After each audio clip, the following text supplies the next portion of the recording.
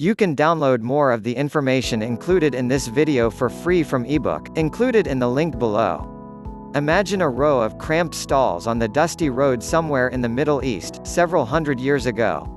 The stalls sit side by side on both sides of a dusty street. Some people in the crowd are simply going from one place to another, and some have come to purchase a particular item. The vendors use all sorts of schemes and strategies to get the attention of the passersby and draw them to their own stall rather than to their neighbors. Each vendor must convince one person at a time that he has the best product compared to all those around him and that it would be a grave mistake to buy from anyone else besides him. The buyer has to be convinced that what he is giving up is nothing in exchange for the value that he is getting in return. This is the art of selling. Every business person, whether on a dusty street in the Middle East or in an air-conditioned high-rise in New York City, has to convince the buyer that his product is the best and that the buyer would be missing out on a great deal by walking away from the transaction. The object of the person or company selling the goods and services is to convince the buyer that he will get more than he is being asked to give. People have been mastering the art of selling products and services to those who need them since the beginning of time. The methods the store in person and reassure themselves of the legitimacy of the business. These unscrupulous online sellers really have no regard for the customer, they value only what the customer can do for them, which is adding dollars to their bank account.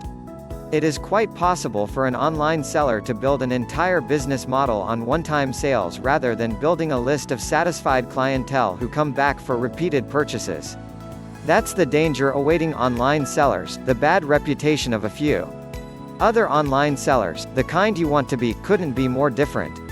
They really do want to do the right thing, and they're aware of the need to provide honest value to their customers.